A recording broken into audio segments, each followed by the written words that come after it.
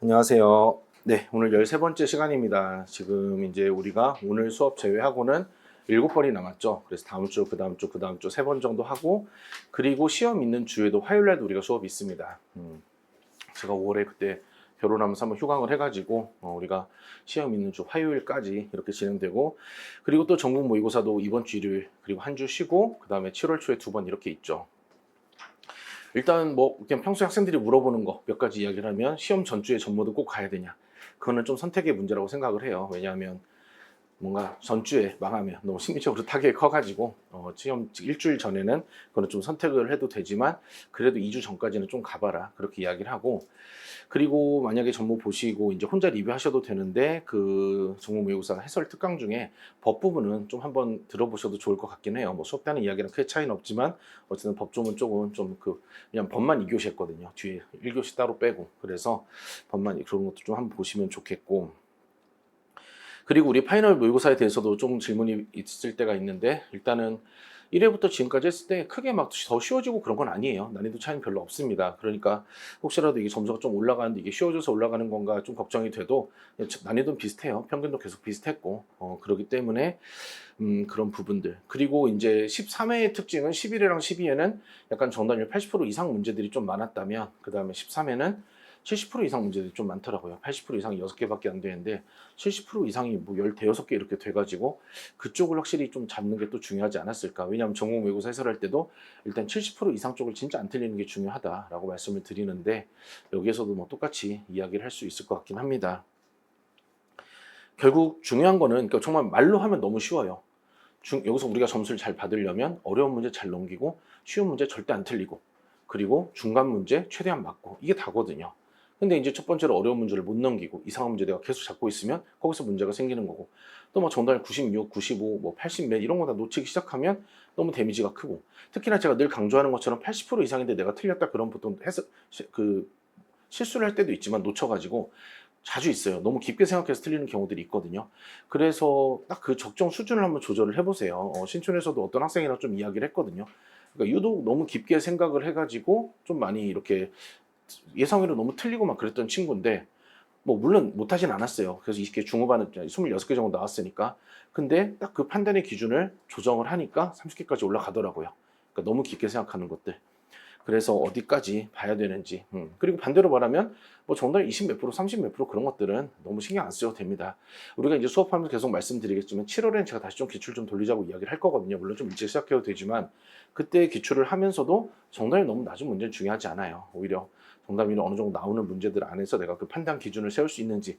특히나 이것도 이제 일주간 좀 한 주간 이야기하면서 학생들이랑 좀 말씀드린 거긴 한데, 그 법이나, 그러니까 이제 연도별로 풀어도 되긴 해요. 기출을 이제 다시 한번 볼 때 연도별로 푸셔도 되지만 사실 연도별로 풀면 너무 점수가 잘 나옵니다. 시간도 별로 안 걸리고, 왜 기출을 많이 풀어봤기 때문에.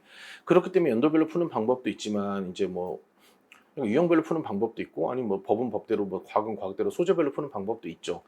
그런데 이제 보통 뭐 법이나 사회나 과학 같은 경우는 뭐 논리 게임도 비슷하고, 한 최근 뭐 5개년은 좀 짧은 것 같고, 한 뭐 6개년, 7개년, 8개년 그 정도만 풀어도 된다면 입문은 좀 길게 보고 한번 풀어보시면 좋을 것 같습니다. 한 2011부터 12부터 이 정도.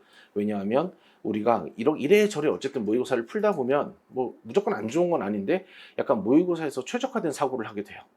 다시 그걸 기출로 넘겨야 됩니다. 기출에 최적화된 사고를 해야 돼서 기출에서는 이 정도는 인정해 주는구나, 안 해주는구나. 그러니까 기출 분석이라는 게, 이 시점에서의 기출 분석은 뭔가 새로운 지식을 탐구하고 이런 건 잘 없죠. 그렇죠? 오히려 그동안 모의고사 풀면서 내가 좀 고민됐던 부분들을 이 정도까지가 답이구나, 여기서부터 틀리다고 하는구나, 그거를 확인하는 과정이라고 보셔도 됩니다. 그러니까 그게 원래 되는 분들이 있어요, 가끔. 그냥 처음부터 그냥 원래 그렇게 그냥 생각을 하고 하는데, 그게 아니라면 이건 문제가 바뀔 리가 없으니까 내 생각을 거기에 맞춰줘야 되는 거거든요. 네, 그래서 지금 다들 치열하게 열심히 하고 있지만, 저는 이제 그 이름을 다 보니까 점수가 그래도 꾸준히 안정되게 한 26개 이상 이렇게 나오는 분들도, 또는 뭐 그러니까 구간이 있지만, 또 어떤 학생들은 뭐한 하루 차이, 이틀 차이로 막 30개 받았다가 막 21개 받았다가 왔다 갔다 하는 경우들도 좀 많이 있더라고요. 그래서 일단 그게 무조건 안 좋다는 아니에요. 한 번이라도 그래도 고득점 또는 초고득점을 찍어봐야 내가 30개 정도 맞으려면 이 정도 느낌으로 가야 되는구나 확인을 할 수가 있고, 그게 반복이 돼야 또 좋아지는 거거든요. 그러니까 그런 부분도 있지만 어쨌든 그 변동폭, 그러니까 변동폭을 줄이자고 하고 제가 더 많이 하는 이야기는 하방을 높이자고 이야기를 하는 거잖아요. 그래서 이게 계속 실수들을 줄이고 해서 왜냐면 다 보이니까 이제 본인이 리뷰를 하다 보면. 일단 물론 평균까지 올라가는 것도 중요하지만 평균 정도가 나온다면 그 이상에서 한 26개까지, 27개까지 내가 이제 받을 수 있는지 그거를 또 계속 좀 의식하면서 연습해 보시면 좋을 것 같습니다. 그리고 네, 나머지 부분들은 그리고 이제 오늘 문제 특징은 뭐냐? 오늘 문제 특징은 9번부터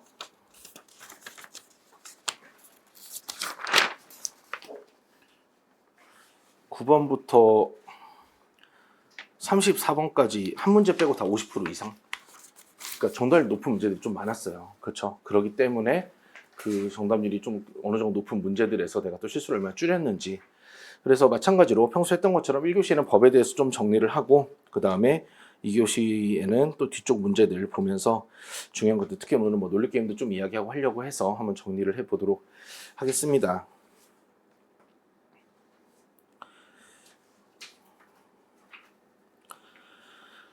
먼저 1번입니다. 지금 큰일 났어요. 너무 막 이상한 문제들이 많아가지고 지금 20회 문제에서 너무 많은 걸 가지고 왔어. 그래서 20회 문제가 40문제 중에 한 20개밖에 안 남았어요. 그래가지고 이거를 어떻게 수습해야 되나. 작년 거 있거든요. 작년 문제들이 있어서 괜찮긴 한데 그러니까 작년 문제들이랑 이제 다시 좀 좋은 문제 가져오면 되긴 한데 어쨌든 그래서 정말 이상하고 또 우리가 이거 풀라고 내는 건가 너무 어렵고 이런 것들은 좀 조정을 하는 것도 있습니다. 일단 1번은 정답률이 75% 잡아야 되는 문제죠. 그리고 일단 1번을 고른 학생들이 대부분이지만 5번을 고른 학생들이 있다는 것은 뭐 니은이나 뭐 디귿까지 맞았다고 생각을 한 거겠죠. 일단은 기억은 크게 문제는 없는 것 같으니까 여기서는 일단 결론부터 이야기하면 이 1문단은 중요한 게 아니었어요. 그렇죠? 지금 질문의 내용이 어쨌든 이 합의를 반영한 조항을 물어보는 건데 여기에서는 1문단은 그냥 문제제기 같은 거죠. 굉장히 긴 문제제기일 뿐이고 결국 그 문제를 해결하기 위해서 세 가지 동그라미가 있는 거죠. 그리고 걔네들을 반영한다는 측면에서 선지 기억은 어쨌든 이거를 통지 의무를 부과했다라고 했기 때문에 뭐 문서를 알려야 한다. 이건 충분히 반영된 거라고 볼 수가 있겠죠. 저는 이제 간단히 니은이랑 디귿이 왜 틀리는지만 이야기하려고 하는데 일단 니은 같은 경우는 뭡니까? 첫 번째 동그라미에서 어쨌든 협의해서 결정하고 합리적 절차 이런 게 중요하다라고 했는데 여긴 뭡니까? 그냥 사용자가 이 얻을 이익을 고려해서 그 다음에 보상이익을 결정을 해가지고 그냥 통보하는 거라고 했잖아요. 그러니까 어쨌든 첫 번째 동그라미랑 이게 부합한다고 보기는 어려운 거죠. 이게 뭔가 절차에서 서로 협의를 하고 이런 것 단어들이 들어가 있는데 그렇기 때문에 원래는 제가 이제 단어들을 좀 문장을 바꾸긴 한 건데 원래는 처음에 일방적으로라는 말까지 넣었다가 일부러 뺐어요. 그냥 그건 너무 이제 눈에 띄게 주는 것 같아가지고 그렇더라도 니은은 첫 번째 동그라미랑 연결할 수 없다. 그래서 니은으로 사실 확실히 지우길 원했고 디귿도 그런데 이제 왜 틀렸다고 생각을 했냐면 제3자에 대한 이야기는 여기 안 나와 있거든요. 그러니까 우리는 맞는 이야기, 틀린 이야기인지도 중요하지만 얘를 반영한 법을 찾아야 되기 때문에 이 제3자에 대한 이야기는 이 세 개의 동그라미를 반영했다고 보기는 어려운 거죠. 그래서 이거는 기억이 맞고 니은 디귿이 틀리다. 그래서 정답이 1번이다. 이렇게 갈 수가 있어야 됩니다. 법에서 75% 정도면 꼭 잡았어야 되는 정답률입니다. 딴 게 한 정답률 뭐 40% 이상 잡자라고 하면 법은 더 까다롭게도 잡을 수 있으면 좋기 때문에 1번 문제는 이 정도로 간단히 이야기를 하고 자 2번 문제는 어제 처음에 정답률 보자마자 또 오류인가 하고 걱정을 했지만 오류는 아니었어요. 오늘은 10%대가 다 말은 되는 문제였는데 이것도 한번 이건 꼼꼼히 한번 그 의도가 뭔지를 한번 해석을 해볼게요. 일단은 질문이 뭐냐면 갑의 판단에 대해서 을이 잔인성뿐만 아니라 음란성도 위헌이다 이렇게 이야기를 했어요. 그러니까 무슨 말이냐면 갑이 여기서 뭐라고 했냐면 음란성은 위헌이 아닌데 잔인성만 위헌이다 이렇게 이야기를 한 거거든요. 그러니까 지금 갑이랑 을의 공통점은 잔인성은 둘 다 인정을 하는 거고 갑은 음란성이 합헌이라고 했는데 을은 음란성이 위헌이라고 한 거예요.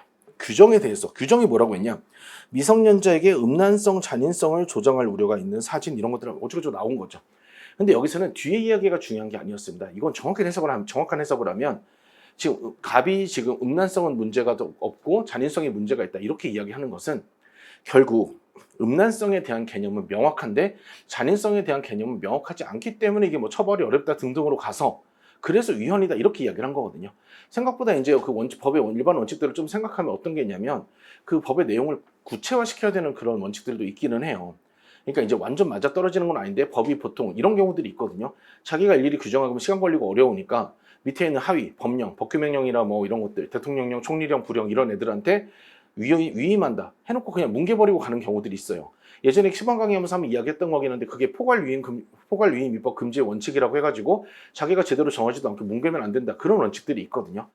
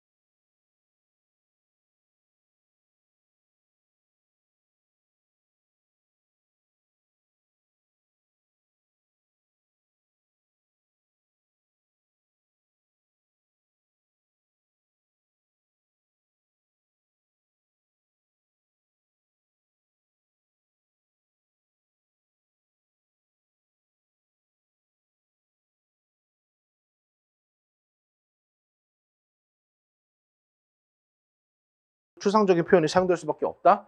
지금 갑은 음란성이 지금 문제라고 하면서 구체화시켜야 된다고 이야기를 했지만 어느 정도 추상적 표현이 사용될 수밖에 없다는 것은 이건 오히려 갑의 견해를 지지하는 거죠.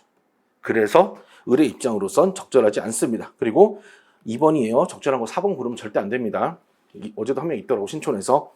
디귿 범죄자를 범죄 후에 그러니까 지금 기억이 적절하니까 우리가 1번, 4번을 지우는 거고 니은이 적절하지 않으니까 이제 3번을 지워야 되는 거죠. 디귿 범죄자를 범죄 후에 처벌하는 것 외에도 국민들이 금지되는 것이 무엇인지 알아요. 그러니까 여기서 외에도는 사실 and라고 봐야 되는 거죠. 처벌하는 것도 중요하지만 국민들이 내용을 알아야만 범죄를 저지르지 않을 거 아니냐. 따라서 구체화해야 된다. 이렇게 이야기를 하는 거죠. 그냥 국민들 입장에서는 음란성 이러면 이게 어디까지 음란성인지 정확하지 않으니까 이거를 구체화시키자. 따라서 이것도 적절한 비판이라고 할 수가 있는 겁니다. 그래서 이 문제가 정답이 이제 낮을 거라 예상은 했어요. 그럴 수밖에 없었던 것은 을이나 갑이 이야기했던 위헌이라는 것은 법의 내용이 구체적이지 않았기 때문에 그렇죠. 그 규정을 구체화해야 된다 이런 의도였다는 것을 해석할 수 있었는지 없었는지가 좀 중요했던 문제인 것 같아요. 물론 정답이 낮았기 때문에 뭐 반드시 맞아야 된다 이런 건 아닙니다. 근데 또 이걸 넘기진 않았을 거잖아요. 어쨌든 무슨 말인지 좀 그 당시에 판단을 못했다면 어떻게 정확한 해석을 해야 되는지 한번 점검해 보시면 좋을 것 같아요. 네, 2번이 이렇게 되고 3번도 정답률이 75%로 높았죠. 여기에서는 일단은 첫 번째 넘기면 안 돼요. 이 정도까지 넘기면 안 됩니다. 정답률이 75%에서 그런 것도 있지만 여기서는 기억, 니은, 디귿 중에 계산시키는 게 니은밖에 없단 말이야. 그리고 뭐 의도한 것까지는 아니었지만 기억, 디귿만 봐도 답이 나오기도 했거든요. 그렇기 때문에 이게 계산이 걸려 있다고 무조건 넘기는 건 일단 반대. 그리고 여기서 또 하나 우리가 중요한 것은 선지 기억에서 맨날 우리 많이 했던 거죠. 일단은 주차했을 경우 이런 요건은 받아들이되 우리가 뒤에서 반드시 명화해야 한다 하면 우리는 뭐죠? 예시가 아니라 예외, 반례를 찾아야 되는 거죠. 다른 걸 할 수 있는지. 그런데 조문의 1조를 보니까 여기에서는 어느 하나에, 그러니까 1, 2 중에 어느 하나에 해당이 되면 우린 뭘 할 수 있냐? 방법을 변경하거나 이동할 걸 명화한다. 선택지가 있다는 거잖아요. 그럼 명화해야 한다는 무조건 틀렸다고 해야 되는 거죠. 왜? 이거 외에도 방법을 변경할 수도 있는 거니까. 그래서 예외가 존재하기 때문에 그러니까 기억 같은 게 어떻게 보면 정말 꿀이에요. 꿀 시험 때는. 너무 명확하게 눈에 예외가 줘버린 거니까 내가 떠올릴 필요도 없고. 그래서 기억이 지워지면 또 디귿으로 바로 들어가면 되는 거잖아요. 그러니까 아까 말씀드린 것처럼 뭐 의도한 건 아니었지만 니은에 대한 계산도 어려운 계산은 아니었고 이제 그건 충분히 해설 보고 따라갈 수 있다고 보거든요. 그래서 기억에서 반례를 찾을 수 있었어야 됐고 디귿 역시도 경찰용 자동차인데 특히나 도난 신고가 된 자동 이런 것도 좀 꼼꼼히 보셔야 됩니다. 무슨 말이냐면 여기에서 지금 제4조에서 긴급 자동차 이게 중요하긴 해요. 왜냐하면 여기 단서에 걸리는지 안 걸리는지를 보려면 긴급 자동차인지 여부를 내가 따져야 되니까. 근데 경찰용 자동차는 그냥 경찰용 자동차면 안 돼요. 범죄 수사에 업무 수행에 사용되는 자동차 이렇게 되어 있고 도난 신고가 된 자동차 수배 중이면 충분히 연결할 수 있는 거죠. 그럼 얘는 긴급 자동차로 볼 수 있고 그러하지 아니하다는 건 주차해도 된다는 거구나. 이렇게 해석을 해가지고 지금 할 수 없다라고 했으니까 기억 디귿이 틀려서 정답 2번 이렇게 고를 수가 있어야 되는 거죠. 그렇죠? 그러니까 올라가서 꼼꼼히 보는 수밖에 없습니다. 만약에 이게 단서에 안 걸리게 하려면 경찰용 자동차라고만 하면 그러니까 경찰용 자동차인데 예를 들어서 뭐 다른 이유를 댈 거예요. 식사 중에 이렇게 주차를 했다거나 뭐 이런 식으로. 그렇죠? 그래서 이렇게 기억 디귿. 정답률이 높은 거 봐서 뭐 이걸 뭐 넘긴 학생들이 많지는 않겠지만 그렇죠. 어쨌든 3번 정도의 문제까지는 들어가야 되는 거. 왜 이렇게 이야기를 하냐면 사회 전무에서 3번, 4번이 이렇게 비슷한 계산들이 좀 있었거든요. 근데 그거를 좀 학생들과 보다 보니까 막 넘긴 학생들이 은근히 있더라고요, 그냥. 근데 그렇게 그런 부분들까지 넘기면 법 12개, 13개 중에 넘긴 게 한 절반 가까이 되다 보니까 일단은 이런 부분들도 좀 이야기를 하고 싶었고, 이어서 4번 보겠습니다. 4번이 좀 정답률이 낮았죠. 일단은 좀 고생을 했어요. 왜 고생을 했냐면 검수할 때 초일을 산입한다고 해놓고 해설이 전부 다 불산입으로 해버려가지고 다시 산입으로 계산을 해놓고 제일 마지막에 든 생각이 이 사조를 지웠으면 됐는데 왜 이거를 초일에 맞춰서 했을까 이런 생각이 들었거든요. 어쨌든 우리가 초일이랑 불산입, 예를 들어서 지금 얘가 기록물을 생산한 게 65년 1월 1일이다 그러면 보존기간이 10년이면 별말이 없으면 75년 1월 1일까지라고 보는 게 맞아요. 그런데 여기 제 사조처럼 초일을 산입한다 그럼 하루를 땡겨서 그럼 보존기간은 65년이 아니라 74년 12월 31일까지야 이렇게 봐야 되는 거죠. 또 그러면 제가 날짜랑 관련해서 항상 이야기했던 것은 74년 12월 31일까지라는 것은 74년 12월 31일 자정이라는 겁니다. 밤 12시까지 이렇게 보존을 해야 된다는 거고, 그게 지나면 이제 그 다음 액션을 취할 수가 있다는 거죠. 각각이 어디에 해당되는지를 좀 찾는 게 중요했습니다. 많이 틀렸으니까 꼼꼼히 볼게요. 일단 제1조 1항. 여기서 1조 1항은 별 이야기는 없어요. 그냥 일반 기록물이랑 비밀 기록물로 구분하자라고 이야기를 했고, 기본적으로 일반 기록물은 뭡니까? 기록관으로 이관, 넘겨서 보관한다 이런 이야기가 추가적으로 있을 뿐이죠. 2항은 비밀 기록물을 생산할 때, 그러니까 지금 약간 생산이랑 보존을 조금 구분할 수 있으면 좋습니다. 2항은 비밀 기록물을 생산할 때 어쩌고 저쩌고 이야기가 나온 거죠. 오히려 여기서 봐야 되는 것은 보존 기간이 원칙적으로 비밀 보호 기간 이상이어야 된다고 이야기를 한 거예요. 그리고 혹시라도 보존 기간이 비밀 보호 기간보다 짧다면 어떻게 되냐? 보존 기간을 비밀 보호 기간이랑 같은 기간으로 해야 되니까 지금 보존 기간이 비밀 보호 기간보다 짧은 게 B거든요. C는 문제가 없는데 그럼 우리는 C를 보존 기간을 15년으로 맞춰야 된다는 거죠. 물론 맨날 하는 이야기지만 이 작업을 꼭 처음에 할 필요는 없습니다. 선지 보면서 B에 대한 이야기가 걸리면 그때 봐도 되기는 한데 어쨌든 우리가 제일 먼저 이걸 안 틀리려면 B의 보존 기간을 15년으로 바꿔놓고 들어갔었어야 돼요. 그리고 기록물의 생산 기관은 여기서 뭔가 또 재분류하는 이야기가 나오긴 하죠. 그것도 좀 이따 봅시다. 그리고 물론 단서도 있긴 하죠. 이관하면 그렇지 않다라고 했으니까 제2조. 재분류한 경우 여기서 요건이 3개가 나왔어요. 비밀을 일반으로 재분류하거나 아니면 비밀보호 기간이 지나서 전환되었거나 아니면 생산 후 30년이 지난 경우. 콤마로 나와 있지만 우리가 법에서 이걸 어떻게 해석해야 되냐? 동시에 만족하는 게 아니라 이거는 이 콤마 3개 중에 그러니까 3개 중에 하나만 만족해도 여기에 걸리는구나. 이렇게 해석할 수 있어야 됩니다. 이건 엔드라고 좀 보기는 어려워요. 따로따로니까. 이런 경우에는 기록관으로 이관하여 남은 보존기간 보관을 해야 되고 물론 또 단서가 있긴 해요. 지방자치단체거나 그 다음에 학교 기관인 경우에는 또 일단 생산 기관 이관하지 않는다고 했는데 이것도 필요함이 걸리면 이렇게 들어가서 보면 됩니다. 보존기간이 만료된 기록물은 폐기한다라고 이야기를 했지만 예외적으로 또 연구 기록물로 무조건 지정하라는 게 아니라 지정할 수도 있다 이런 이야기도 또 나와 있긴 하죠. 마지막 초일 산입한다 이런 이야기가 있죠. 자, 기억부터 한번 보도록 할게요. 기억. A 기록물을 A는 위에서 이제 표에 있죠. 일단 일반 기록물입니다. 기록관에서 보관하고 있다면 기록관은 1975년 1월 1일 A 기록물을 연구 기록물로 지정할 수 있다. 일단 가능성을 이야기하는 거죠. 그리고 연구 기록물에 대한 이야기가 제3조에 있었습니다. 보존기간 만료 시 보관하고 있던 기관은 이를 연구 기록물로 지정하여 폐기. 그러니까 지금 보관하고 있는 기관은 일단 누군지는 모르는 건데 그건 내가 따질 필요가 없죠. 왜? 일단은 기록관이라고 했으니까. 그리고 아까 말씀드린 것처럼 보존기간이 10년이라는 것은 65년 1월 1일부터 초일 산입이니까 74년 12월 31일까지 보존할 수 있는 거고 그럼 당연히 그 다음날 75년 1월 1일에 폐기하지 않고 연구 보존물로 기록물로 지정할 수 있는 거겠죠. 기억은 쉬운 선지였습니다. 그렇게 따지면. 니은을 볼게요. 갑 공공기관이 지방자치단체이고 C 기록물을 보관하고 있다면 이것도 여기까지 우리가 받아들여야겠죠. 지방자치단체이고 C 기록물을 보관하고 있고 지금 C 기록물은 비밀보호 기간도 50년으로 엄청 길어요. 그리고 일반 기록물로 재분류. 근데 재분류라는 단어가 어디에 있었냐면 1조 3항 여기에 있었어요. 그리고 내용을 보면 비밀보호 기간이 만료되기 전에도 재분류할 수 있다고 했어요. 지금 1965년 1월 1일부터 50년이면 거의 2015년 정도인데 2005년 만료되기 전에도 할 수 있다라고 했고, 여기서 조심해야 되는 것은 그러나도 확인했었어야 됩니다. 얘를 기록관으로 이관한 경우에는 재분류를 못한다는 건데, 얘는 기록관으로 이관하지 않고 지방자치단체가 보관하고 있기 때문에 가능하다. 그러나가 단서가 안 걸리는구나. 이렇게 판단했어야 되는 겁니다. 정확한 해서. 그리고 디귿. 각 공공기관이 지방자치단체는 학교가 아닌 경우, 이거는 왜 이 단어가 나왔냐? 여기 없애려고 나온 거예요. 이 그러나 적용하지 않으려고. 그렇죠. 결국 이쪽이잖아요. 왜냐하면 지방자치단체 또는 학교기관이 생산하면 이관하지 않는다고 했는데, 이거는 지방자치단체는 학교가 아닌 경우라면 무조건 뭐죠? 비기록물, 비밀기록물을 일반 기록물로 재분류한 순간 뭐라고 했죠? 일반 기록물은 기록관으로 이관해야 된다고 이야기를 했잖아요. 그리고 얘 같은 경우는, 근데 지금 B는 아까 언제였죠? 이게 이제 함정이었죠. 보존 기간이 10년이 아니라 15년이기 때문에 65년 1월 1일부터 15년을 하면 초일 산입해서 79년 12월 31일까지는 일단 기록관에서 비기록물을 보관을 해야 되는 거죠. 잠깐. 그쵸. 그래서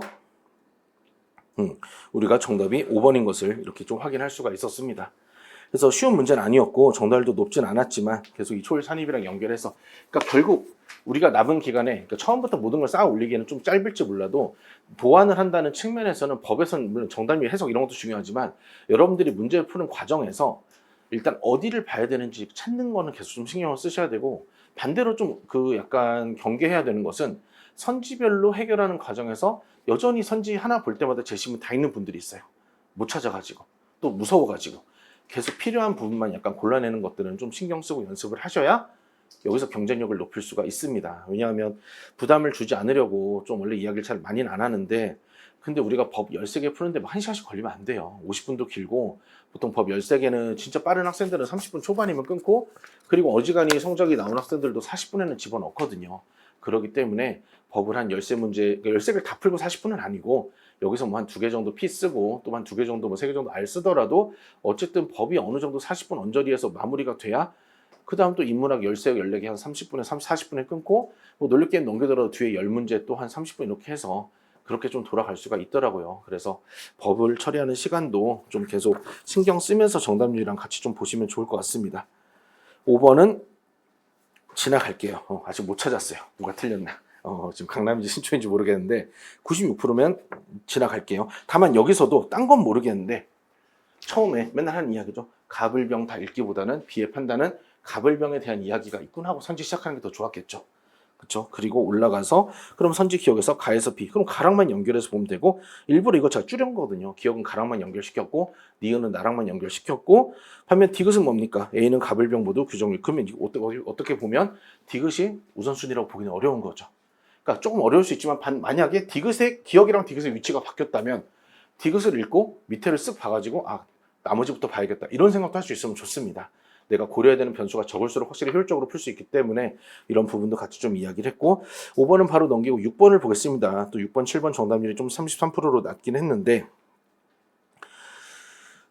일단은 6번은 해석적인 부분이었어요. 해석적인 부분이었고, 아까도 뭐 어떤 학생이랑 뭔가 평등원칙 그런 거에 대한 이야기를 쉬는 시간에 잠깐 하긴 했는데, 그냥 그 이야기를 먼저 좀 소개를 해주면, 우리가 이제 평등원칙은 항상 이야기한 것처럼 절대적 평등이 있고 상대적 평등이 있는 거죠. 절대적 평등은 상황 고려하지 않고 모든 걸 다 동일하게 대우하는 게 절대적 평등이라면, 상대적 평등은, 그러니까 뭐 세금에 있어서도 절대적 평등은 없습니다. 사실 모든 게 조건들이 다 다를 거니까.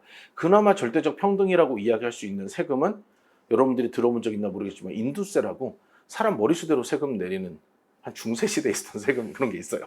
그거 말고는 세금 절대적 평등은 사실 이루어지기 어려워요. 오히려 우리가 옛날에 뭐 강화학과 스터디하고 이렇게도 이야기를 했지만, 그때 어떤 내용이 있었냐면, 이 리트 시험을 보는데, 뭐 리트 시험인지 변호사 시험인지 기억이 안 나는데, 일반인들에게는 2시간 10분을 준다면, 5분을 준다면, 장애인에게는 1.5배 또는 2배, 2배의 시간을 주는 게 문제가 되는지.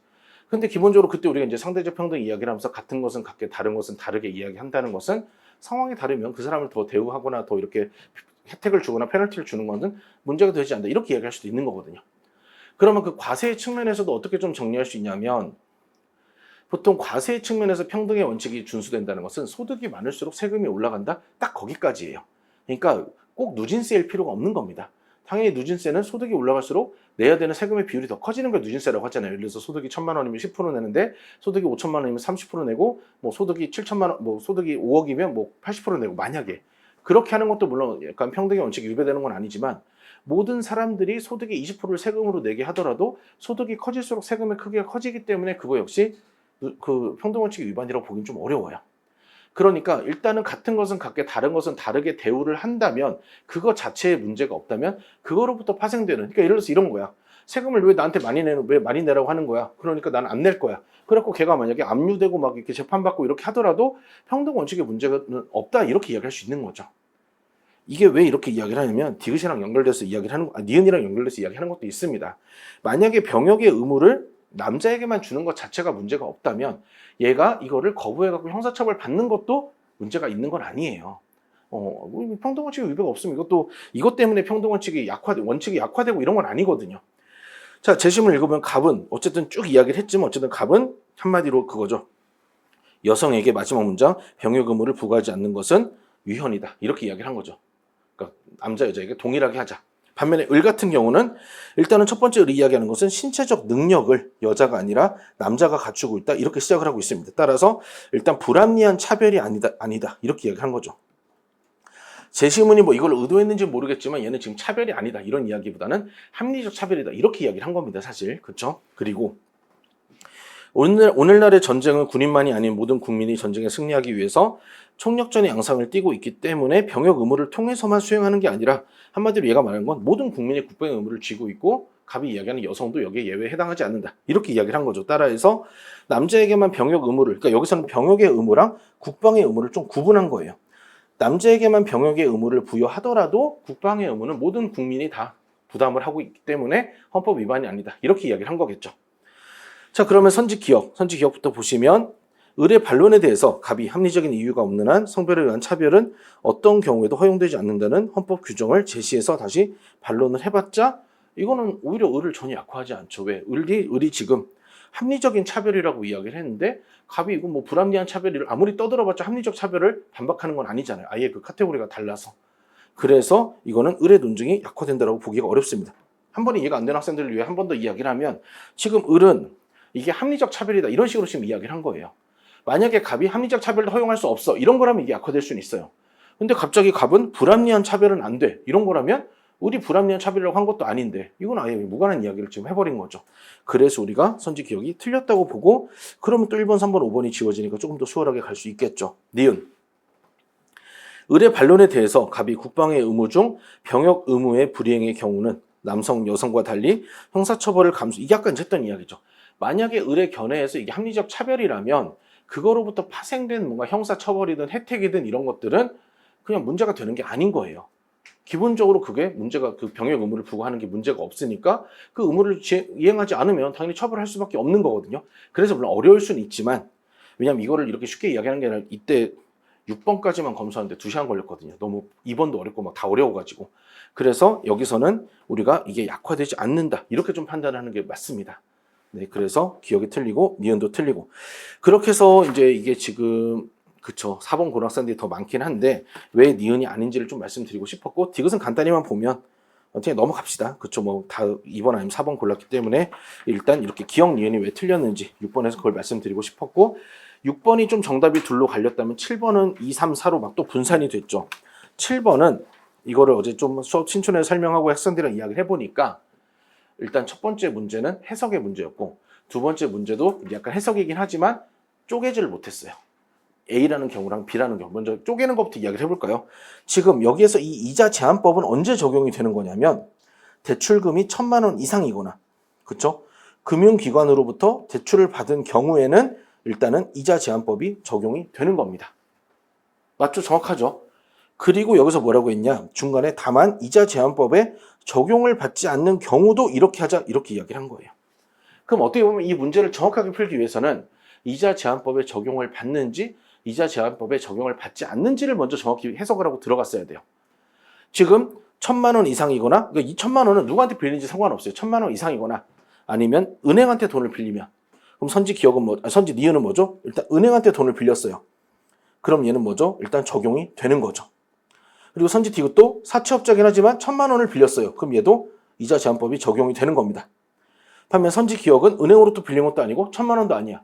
그럼 얘는 뭐죠? 이 이자 제한법이, 그러니까 적용 여부를 지금 이야기하는 겁니다. 이 이자 제한법이 적용되지 않는다는 거죠. 그 말은 니은이랑 디귿을 볼 때는 위에를 봐야 되고 기억을 풀 때는 밑에를 봤어야 된다는 거죠. 그러니까 어려워요. 어렵고 계산도 어렵고 다 이야기를 하긴 하겠지만 일단은 엄한 거부터 본 거부터 문제였던 것 같아요. 이게 일단은 그 쪼개는 거, 이걸 먼저 이야기를 했고, 그 다음에 이제 해석적으로 좀 이야기를 해보겠습니다. 제가 늘 이야기했지만 채권법에서 우리가 그 적성 추리논증에서 계산시킬 때는 절대 복리 이자로 계산시키진 않아요. 물론 제가 이제 다음 주에 그 입법고시 특강 아침 그 낮에 좀 할 때 어떤 걸 좀 하긴 할 거냐면 그 연평균 증가율이나 연평균 증가분을 통해서 복리를 어떻게 또 계산할지에 대해서 간단히 언급을 하긴 할 겁니다. 왜냐하면 간단하게 좀 알고 있으면 좋긴 하거든요. 그렇더라도 일단 여기서는 이렇게 생각하세요. 만약 1년 이자가 12%다? 그러면 그냥 쪼개도 돼요. 한 달 이자가 1%구나. 이렇게 봐도 됩니다. 만약에 1년 이자가 20%다? 그럼 6개월 이자는 10%다. 이렇게 봐도 문제는 없어요. 보통 이 추리논증에 나오는 그 이자 계산은 그냥 원로 그냥 쪼개갖고 단순 계산을 해도 되거든요. 그러면 일단 위에부터 볼까요? 여긴 해석인데 이런 경우에는 연리 60%의 한도 내에서 동시에 대통령으로 정한 이유를 준수해야 된다라고 이야기를 한 거죠. 그러니까 정확한 해석을 하면 일단 대통령령이 40%를 넘지 못하도록 했다라는 것은 60%의 한도와 40%의 한도를 모두 만족해야 되니까 니은 디귿은 얼마? 40%가 적용되어야 하는구나. 이렇게 해석을 해야 되는 겁니다. 그러니까 만약에 대통령령으로 정한 이자율이 70%였다면 그때는 60%가 되는 거예요. 왜? 60%의 한도 내에서 하라고 했으니까. 근데 여기서는 대통령령으로 정하는 이자율이 40%라면 40으로 봐야 된다는 거죠. 해석이 좀 어렵더라도 이건 좀 체크해야 됩니다. 그래서 니은이랑 디귿에서는 이자제한법이 적용되기 때문에 40%로 계산한다면 밑에 있는 법원의 입장은 뭡니까? 1년에 400만 원을 빌렸는데 6개월 뒤 이자를 40만 원만 갚으면 된다는 것은 간단히 말하면 뭐예요? 6개월 이자가 10%구나. 이렇게 볼 수 있는 거죠. 6개월 이자가 10%라는 것은 1년 이자가 20%구나. 이렇게 봐도 되는 겁니다. 한마디로 법에 따른 법원의 입장에서는 뭡니까? 1년 이자가 20%라는 거니까 선지 기억에서 적용해야 되는 이자율은 20%다. 이렇게 해석할 수가 있는 거죠. 다시 한번 말하지만 6번, 7번 다 정답이 33% 어려운 문제는 맞아요. 그래도 특히나 그 20개 중반에서 30개까지 노리는 학생들이 이런 걸 해석할 수 있어야 되거든요. 그래서 기업 같은 경우는 500만 원인데 이제 20% 붙이면 100만 원이잖아요. 그래서 600만 원 갚아야 된다? 맞는 선지입니다. 그래서 기억이 옳은 선지이고, 니은 같은 경우도 얘가 지금 500만 원을 50%로 대출을 받았지만 얘는 이자가 40%밖에 적용이 안 되죠. 그럼 700만 원이니까 틀려 해도 되고, 아니면 지금 여기 있는 750이 뭡니까? 50%를 적용해서 꺼낸 값이 750이잖아요. 그럼 우리가 50%가 아닌 것만 알아도 니은은 750은 확실히 아니야. 이렇게 하면 더 빠르겠죠. 여기까지 할 수 있으면 더 좋습니다. 그리고 디귿 같은 경우도 이행기간이라는 것은 어려울 수 있는데 갚아야 되는 기간이라고 생각하시면 돼요. 이때 1년 뒤에 갚겠다 이 말이거든요. 그럼 1년 동안 원금과 이자가 쌓이겠죠. 연리 70%지만 실제로 적용되는 이자율은 40%니까 얘는 이자를 얼마만 내면 된다? 400만 원만 내면 되는 거죠. 그럼 문제는 뭡니까? 지금 700만 원 냈다는 것은 이자를 300만 원을 초과해서 지급했다는 거고, 그런 경우에는 제시문 어딘가 있어요. 원금을 까자 이렇게 나와 있거든요.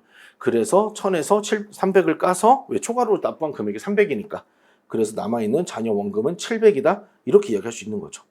그래서 기억이 맞고 니은이 틀리고 디귿이 맞아서 정답이 3번이 되는 문제였습니다. 까다로웠지만 그래도 아까 2번이나 6번이나 7번이나 계속 강조해 법은 좀 어렵게 들어가도 좋아요.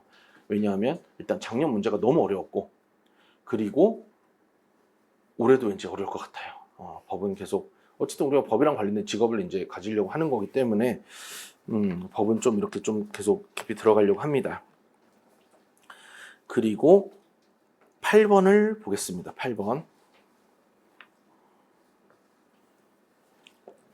8번은 정답률이 너무 낮았는데 이거는 제가 막 이렇게 원인까지 분석을 한 건 아니지만 일단은 기억선지가 좀 문제였던 것 같아요.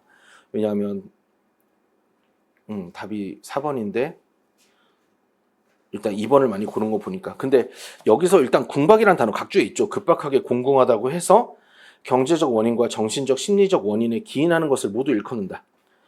지금 선지 기억을 세 사례 모두 당사자가 정신적으로 정상적인 판단을 할 수 있었는지 여부가 주요한 판단의 근거가 되고 있다라고 해서 이 정상적인 정신적으로 정상적인 판단을 뭐 금치산자나 한정치산자 정도까지 갈 필요는 없었어요. 이거는 그냥 약간 정신적으로 영향을 받았는지를 물어본 거였거든요. 왜냐하면 아예 안 나와 있는 그런 부분들까지 가져오는 건 너무 과했고, 지금 선지 첫 번째 판례도 그렇고 두 번째 판례도 그렇고 어쨌든 뭐 세 번째 판례도 그렇고 셋 다 공통적으로 나오는 게 뭡니까? 다 당사자의 궁박이잖아요. 그리고 각주의 궁박이라는 것은 정신적인 것에 기인하는 것도 이야기를 하고, 또 내용적으로도 지금 약간 얘가 지금 다 쫄려 있는 상황이잖아요. 심리적으로 몰려 있는 상황이기 때문에 이 정도면 이게 정상적으로 판단할 수 있는 여부가 중요하다라고 좀 해석할 수 있으면 그냥 좋았겠다. 그러니까 의도는 이런 거였어요. 이걸 너무 복잡하게 들어가는 게 아니라 우리 1차원적으로 그냥 바로 보면 좀 좋겠다 했는데, 근데 정답률이 이제 좀 이렇게 낮았다는 것은 뭔가 좀 의도가 잘 전달 안 된 거긴 하지만, 그래도 그냥 의도가 무엇인지만 좀 말씀드리고 싶었습니다. 네, 아마 니은 디귿은 문제가 없고 기억 쪽이 문제였던 것 같아서 그 부분만 좀 말씀을 드리고, 9번 이거는 지금 지난 시간에 한 거랑도 연결이 돼요. 제가 조건 좀 제발 꼼꼼히 보라고 이야기를 했거든요. 6건 같은 것도 여기도 그런 부분들이 좀 있었습니다. 이걸 좀 정리하면서 보여드리기도 할 건데, 일단은 지금 미수범이 뭔지 우리가 보통 알죠. 그 죄를 마무리 못했으면, 그러니까 어떤 범죄를 마무리 못했으면 미수범이고, 절도죄가 뭔지도 있고, 야간 주거 침입 절도죄라는 것은 말 그대로 밤에 주거를 침입해서 훔친 걸 이야기하는 거겠죠. 그리고 이게 더 절도죄보다 무겁게 처벌을 한대요. 그런데 재심을 읽기 전에 이 상황을 좀 먼저 정리를 해볼게요. 지금 얘는 두 가지를 이야기하고 있어요. 지금 어쨌든 주거 침입이 있고, 그렇죠? 그러니까 주거에 대한 침입이 있고, 그 다음에 절도가 있는데, 사실 주거 침입도 야간에 끝내고 절도도 야간에 끝냈으면 깔끔해요. 야간 주거 침입 절도에 딱 해당이 되니까. 문제는 여기는 야간에 주거를 침입을 해서 주간에 절도를 하거나, 또는 주간에 침입을 했는데 야간에 절도를 하는 경우, 물론 뭐 또 다른 경우로 주간에 침입을 해서 주간에 절도를 하는 경우도 있긴 하겠지만, 얘는 뭐 절대 걸릴 리가 없으니까요. 둘 다 주간인 경우는. 그러니까 주거 침입이나 절도 중에 한쪽만 야간에 걸릴 때 어떻게 할 것이냐. 그러니까 제가 강조하고 싶은 건 이걸 미리 생각하라는 게 아니라 지금 그 이하로 나온 이야기가 다 여기에 걸려있는 이야기거든요. 그거를 내가 좀 머릿속으로 약간 정리를 할 수 있으니까, 머릿속으로 쓰든 정리를 할 수 있으면 좋다라는 거죠. 읽어볼게요. 야간 주거 침입 절도죄는 일단 기본적으로 야간에 이루어진 주거 침입의 위험성과 결합한 절취 행위를 무겁게 처벌하는 거라고 하면서 이 의문을 제기하는 거예요. 그런데 주거 침입 시점과 무관하게 야간에만 훔치면, 그러니까 무관하게라는 건 주거 침입을 주간에 하든 야간에 하든 이렇게 야간에 절취해서 범죄가 성립한다고 해석하면 뭐라고 했어요? 야간 절취를 주간 절취보다 엄하게 처벌하는 것인데, 이런 규정이 없다는 것은 뭡니까? 그러면 안 된다, 이 말을 한 거죠. 한마디로 얘가 지금 주간에, 그쵸? 주간에 침입을 해서 야간에 절도를 하는 경우는 뭐 적용 여부만 따지면 얘는 지금 뭡니까? 이거를 적용하지 말자, 이렇게 지금 이야기를 한 거예요. 주간에 침입해서 야간에 훔치는 거에 대해서는. 그리고 또 일몰 전에, 이게 지금 주간에 침입한 거죠. 이런 경우에는 또 이렇게 하는 건 가혹하다. 결국 얘가 이야기하는 것은 규정의 문헌 해석상 이 야간에라는 단어는 야간 침입을 이야기하거나 야간의 침입 절도를 이야기하는 거다. 그러니까 야간의 침입만 이야기한다는 것은 이쪽 케이스를 이야기하는 거고, 야간의 침입이랑 절도를 하는 것은 야간이니까 이쪽을 이야기하는 거죠. 한마디로 이쪽은 적용이 되지만 이쪽은 적용할 수 없다, 하면 안 된다라고 하는 게 이 글의 내용이었어요. 당연히 주간은 상관이 없으니까. 그러니까 쉽진 않지만 그래도 계속 이걸 내가 정리를 할 수 있어요. 이제 특히나 그 경우가 이따 비슷한 문제 하나 또 있거든요. 거기서 좀 중요하게 강조를 하긴 할 건데, 여기서는 그렇게 경우를 나눌 수가 있었어야 됐고, 밑에 있는 이야기도 뭐 다 쭉까지 비슷합니다. 끝까지 가면. 그러면 이제 정답은 4번이니까 우리가 4번만 좀 놓고 이야기를 하면, 그럼 야간에 주거에 침입해서 잠복 후 주간에 타인을, 그럼 야간에 침입하고 주간에 절도를 했더라도 얘는 적용이 가능하다라고 이야기를 한 거였어요. 왜 그러냐면 이것 때문에 침입하여만 수식할 수도 있다라고 했으니까. 그렇죠? 그러니까 물론 가장 깔끔한 거는 야간에 침입과 절취를 모두 하면 좋은데, 어쨌든 또는이잖아요. 침입만 가지고도 여기에 해당한다고 볼 수 있다라고 한 거잖아요. 그래서 우리는 선지 4번이 옳다라고 볼 수가 있어야 됩니다.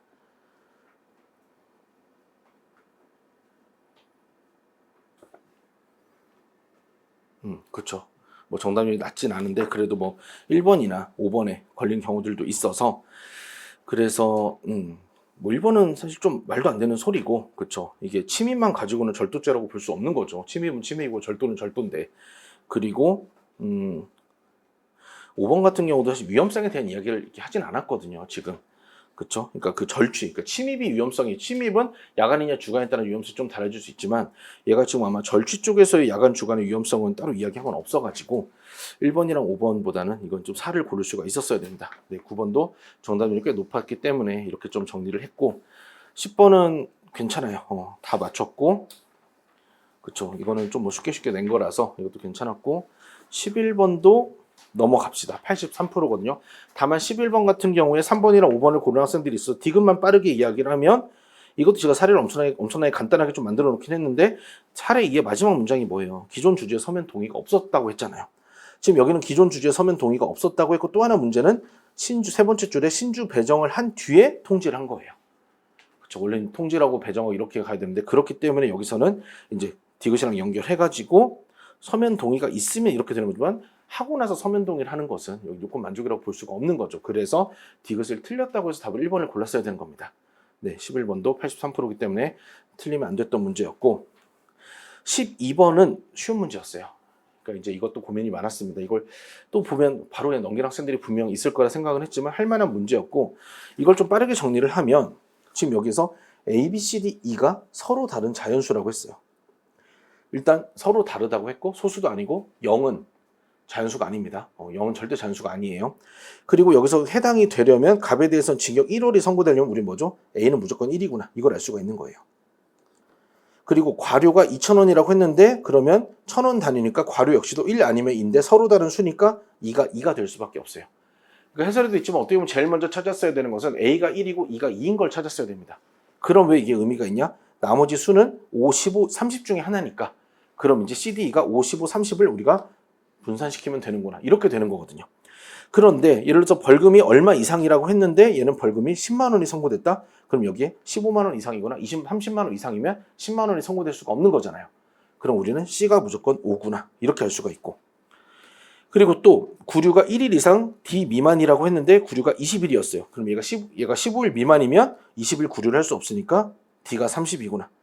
그럼 마지막 B가 15일 수밖에 없겠구나 해서 정답이 2번인 걸 찾을 수 있는 문제였습니다. 그래서 오늘 법학 같은 경우는 물론 뭐 2번, 8번, 그리고 뭐 중간에 4번, 6번, 7번 이렇게 어려운 문제들도 있었지만 또 좀 쉽게 갈 수 있는 문제들도 좀 있었던 것 같아요. 그래서 결국 여기에서 12개를 꼭 다 풀어까지는 아니더라도 우리가 한 10개에서 11개 정도를 풀고 거기에서 틀린 문항의 수를 한 2개 정도로 관리할 수 있는지 계속 그걸 좀 노력을 하면 좋을 것 같습니다. 네, 1교시는 일단 좀 짧게 여기까지만 이야기하고 한 10분 정도 쉬었다가 뒷부분 또 보도록 하겠습니다.